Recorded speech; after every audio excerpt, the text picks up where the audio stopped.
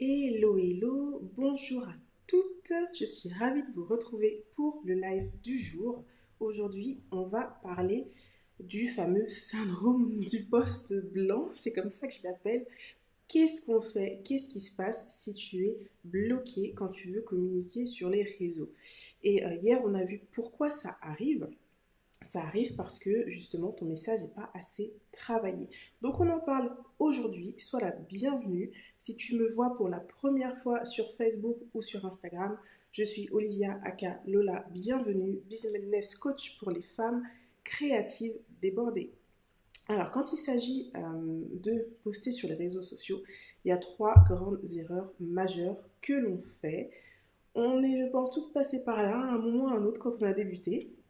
Donc on va en parler aujourd'hui de ces trois choses à éviter absolument. Et évidemment, je vais te dire qu'est-ce qu'il faut faire pour ne pas tomber dans ces pièges-là. La première chose à éviter, la première chose, c'est les citations. Parce que les citations, oui, elles inspirent, oui, c'est joli, oui, ça donne envie. Mais par contre, ça ne pousse pas à l'action. Ça pousse pas à l'action, c'est vu et revu partout. Voilà, les citations communes en général, c'est des citations qui sont connues, qui nous touchent et du coup on les remet, mais ça ne pousse pas à l'action. C'est pas ce qui va faire que tes prospects vont devenir des clients. C'est comme si tu allais sur le marché pour acheter des tomates et puis que le commerçant commence à te chanter, à te réciter une poésie. Tu vas dire mais qu'est-ce qui lui prend? Tu vas pas avoir envie d'acheter ces tomates forcément, tu vois. Donc les citations, c'est pas l'idéal si tu veux convertir tes prospects en clients. La deuxième erreur que je vois souvent, c'est ne parler que de soi. Parler de toi, de ce que tu fais, de tes promos. Quand je dis toi, c'est globalement, pas forcément toi la personne, mais toi l'entreprise. Toi tes promos, toi ton actu, toi tes techniques, toi ton matériel, etc. Et ça non plus, ça donne pas envie.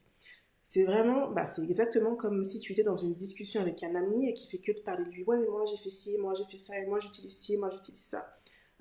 Au début, ça va peut-être t'intéresser sur deux, trois trucs, mais tu vas vite être saoulé s'il parle que de toi. Parce que, quelle que soit la relation, on veut que l'autre s'intéresse à nous. Et dans la relation de vente, c'est pareil. Ton prospect, ton client, il veut que tu t'intéresses à lui. Donc, parler que de toi, de ce que tu fais, de tes techniques, de ta promo, ça, tout ce que ça dit, c'est moi je, moi je, moi je, moi je, et ça donne pas envie. Ça va pas donner envie à tes prospects de devenir clients. Et la troisième chose à éviter ou qu'on oublie quand on veut publier sur les réseaux pour vendre, c'est de se faire plaisir, tout simplement. Du coup, tes profils sociaux, ils ne te ressemblent pas parce qu'ils ne reflètent pas qui tu es vraiment, parce que tu es tellement braqué, parce que tu as peur de mal faire, que tu vas mettre des choses qui sont totalement lisses et c'est pas toi. Mais c'est ton entreprise. C'est ton entreprise, sont tes produits, des produits que tu crées avec ton âme, avec ton cœur. Il faut que ça transparaisse, ça, dans ton approche, dans la façon dont tu publies sur les réseaux, etc. Si tu es indépendante aujourd'hui, c'est parce que tu veux ça, tu veux la liberté, tu veux faire les choses à ta façon, tu veux t'amuser, tu aimes ce que tu fais et il faut transmettre cet amour pour ce que tu fais. Il faut que ça se voit, il faut que ta créativité, elle se voit, qu'elle vive, quoi. Et c'est comme ça que tu vas arriver à attirer des prospects. Vraiment, embarque-nous dans ton univers. Laisse place à ton envie, à ton intuition, dans le flot du moment. Vas-y, parce que c'est ta façon d'être, ta créativité, ton truc en fou, en plus, ton truc foufou qui va attirer les prospects et qui va les faire rêver et leur donner envie d'acquérir tes produits ou tes services. Et en tout cas, qui vont marquer les esprits et qui va faire qu'ils vont parler de toi. La deuxième chose du coup à faire, en plus de te faire plaisir et de t'éclater sur les réseaux en étant toi, c'est plutôt d'utiliser les citations des autres, utilise tes propres citations. Oui, tu peux avoir tes propres citations, tu vois, marquer une phrase qui vient de toi et en dessous marquer signé moi, parce que tu as des croyances toi-même, tu as des vérités, tu as des motivations, tu as tes propres valeurs, tu as tes convictions, tu es toi quoi. Et en fait, c'est à ça qu'il faut que tu réfléchisses, quelles sont tes valeurs, pourquoi tu fais ce que tu fais, qu'est-ce qui te plaît dans ce que tu fais, qu'est-ce qui t'anime, qu'est-ce que tu veux valoriser, qu'est-ce que tu fais de différent des autres. C'est ça qu'il faut faire ressortir dans tes publications, surtout si tu veux mettre des citations. Tu es unique, donc fais ressortir ton unicité dans ton entreprise. Raconte ton histoire et pas celle des autres. Et puis la troisième chose à faire, c'est parler de toi, oui, mais pas dans le sens regardez mes techniques, regardez mes produits, regardez mes promos, plutôt dans le sens voici quelles sont mes valeurs, voici quelle est ma plus-value, voici ce que je peux vous apporter. Donc en premier lieu, il faut que tu parles à ton client, de ses besoins à lui, de ce qu'il est venu chercher, et tu lui montres comment tu y réponds. C'est comme ça que tu vas accrocher tes prospects et c'est comme ça que tes prospects vont devenir tes clients. Alors tous tes prospects ne deviendront pas tes clients parce que c'est comme quand tu vas te promener dans un magasin, des fois tu vas juste flâner, ça ne veut pas dire que tu vas acheter. Par contre, ce qui va faire que tu vas revenir, c'est parce que tu auras trouvé quelque chose qui t'a fait tilt, parce qu'il y aura eu une ambiance qui t'a plu et parce que tu auras senti que là, tu peux trouver ce dont tu as besoin. Et puis, le fait de parler que de ta technique ou de la façon dont tu travailles, des méthodes que tu utilises, etc., ça, c'est un peu comme si tu fais passer tes prospects ou tes clients par la porte du service, tu vois, derrière, dans le local technique. Or, c'est pas ce qu'on veut. Nous, on veut qu'ils passent par la devanture. On veut que ça les attire. Donc, il faut mettre des choses qui attirent. Et pas par les promos comme les supermarchés, mais vraiment par ce dont ils ont besoin. Donc, parle avant tout à ton client, pour ton client, montre-lui comment tu résous son problème. Donc je mets vraiment problème entre guillemets parce que la plupart des activités sur lesquelles tu vas être quand tu es créatif, c'est sur des activités où tu apportes un plus sur le côté bien-être, émotion, le côté ludique, etc. Ça va rarement être un problème que tu résous, mais je mets le signe problème, entre guillemets problème, c'est dans le sens problématique, à quoi tu réponds en fait. Si tu crées des pantoufles par exemple, des pantoufles, ça c'est bien comme exemple. Qu'est-ce que tu vas mettre en avant avant tout, c'est le côté confortable, le côté douceur. Qu'est-ce qu'on cherche dans des pantoufles? On veut être à l'aise quand on rentre à la maison, simplement. Donc tu vas mettre ça en avant. Avec mes pantoufles, vous vous sentirez comme ci, comme ci, comme ça. Et après, tu vas parler des matières que tu utilises. Parce que oui, ça a du sens dans ce que tu vends, là, de parler des matières. Mais si tu te mets tout de suite à parler de tes matières, le risque, c'est que tu vas perdre une bonne partie des prospects parce que humainement, on fonctionne à l'émotion. Donc on a besoin de sentir tout de suite que ça accroche émotionnellement. C'est pas du rationnel, on est sur l'émotion. Et parler de tes techniques, des matériaux, tout ça, là on est sur du rationnel. Donc si dès le début tu mets ton client dans l'ambiance qu'il recherche, se sentir bien en rentrant à la maison, là, dans le cas des pantoufles, se libérer des tensions, le côté confortable, une caresse pour les pieds. Tiens, je pourrais faire une pub pour les pantoufles. Si tu mets ça en avant, là, tu vas gagner ton prospect. Alors que si tu parles tout de suite des matières, tu vas en perdre une bonne partie. Mets vraiment en avant ce que tu apportes et partage tes valeurs, ce qui te tient à cœur, ce qui fait que tu es toi. Partage tes couleurs, ta créativité, partage sur la façon dont tu rends le monde plus beau, tout simplement. Ce travail-là de fond, de communication, de travail sur les valeurs, de travail sur ton message clé, on le fait en long, en large, en travers dans la formation Mon business créatif et rentable parce que c'est vraiment la base de ton entreprise. Non seulement, oui, ça te permettra de communiquer facilement sur les réseaux, mais pas que. En dehors aussi, si demain tu dois avoir des partenariats, si demain tu dois te libérer, faire des partenariats ou discuter de ton projet avec d'autres personnes, quel que soit ce que tu as besoin de faire, tu devras parler de ton entreprise. Qu'est-ce que tu fais? Si on te demande qu'est-ce que tu fais, je fais des pantoufles. Ah ouais, super. Tu vois, alors si tu dis, moi, tu vois, une phrase plus percutante qui montre ce que tu apportes, là tout de suite les gens voient les choses différemment en disant, ah ouais, quand même.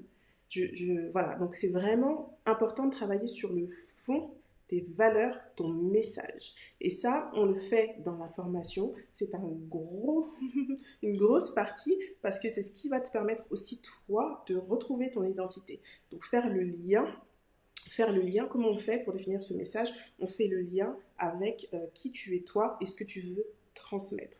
On définit en fait ton message à travers ton image de marque. Parce que oui, même si tu es une petite entre guillemets, parce que tu es une entreprise, ça, tu dois avoir une image de marque. On doit pouvoir reconnaître ton univers, ce que tu apportes, la façon dont ton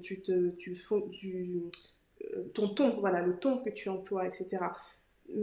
L'image de marque, c'est vraiment ce qui va permettre de savoir ce que tu veux que les gens retiennent de toi, en fait. C'est ça, l'image de marque, c'est dire qu'est-ce que je veux que les gens se disent quand ils voient ma marque ou mes produits, qu'est-ce que je veux qu'ils ressentent, qu'est-ce que je veux qu'ils retiennent quand ils partent de là. Comment tu veux être connu, en fait. Donc, on définit tes messages clés à travers tes expériences, ton vécu, tes passions, pour vraiment trouver ton fil rouge, ton message unique.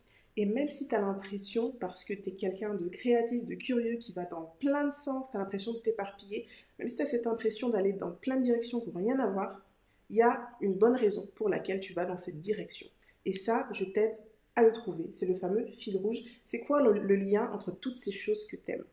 Et une fois que tu as trouvé ça, c'est un travail en profondeur, mais c'est un travail qui fait du bien parce que tu te reconnectes avec toi-même et tu te sens libre de transmettre ton message et tu n'auras plus ce fameux blocage, syndrome du poste blanc.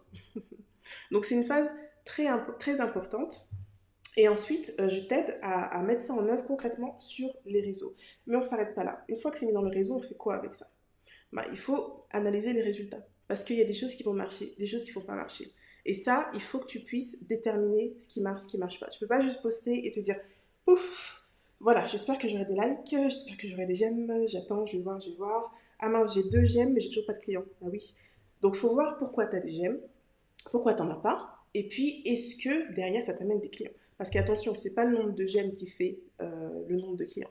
Pas parce que tu as je ne sais pas combien de milliers de j'aime que tu auras forcément des clients. C'est l'impact qu'il y a derrière et c'est ça qu'il faut regarder. Et je t'aide à faire ce travail-là, à analyser quel message a fonctionné et quel message n'a pas fonctionné pour qu'on puisse arrêter ce qui ne marche pas et se focaliser sur ce qui fonctionne, le répéter encore et encore. Et surtout, on planifie tout ça de façon à ce que tu puisses gérer ta partie communication sereinement, de façon posée et dans le plaisir. Parce que oui, je suis pour un business dans le plaisir. C'est totalement possible. Et quand je parle en planification, là, je ne parle pas uniquement d'utiliser des logiciels pour publier facilement, pour programmer, etc. Non, je parle vraiment globalement. Comment tu inclus la partie communication dans ta vie de femme entrepreneur, dans ta vie peut-être de maman aussi entrepreneur. Car il faut se le dire, ça prend beaucoup de place de communiquer, ça prend de la place, quelle que soit l'entreprise. La communication, c'est une grosse partie parce qu'à un moment, il faut que tu puisses être vu pour que les gens puissent devenir tes clients. Mais du coup, en parallèle, tu as d'autres choses à faire. Tu ne peux pas que communiquer. Tu as aussi tes commandes à gérer, tu as la préparation de tes commandes, tu as une partie recherche peut-être aussi, tu as le suivi des clients, tu as la paperasse et j'en passe. Comment tu mets tout ça en musique pour que tu arrives à tout faire sans t'épuiser, sans péter un câble, sans partir en burn-out, etc. Donc on appréhende vraiment le sujet dans sa globalité pour que tu puisses voir concrètement comment tu inclus tout ça dans ta planification et de façon à ce que ce soit doux pour toi, que ce soit agréable pour toi et que dans le même temps on puisse avoir des résultats concrets. Donc voilà ce que tu apprends dans la formation Mon business créatif et rentable sur la partie communication.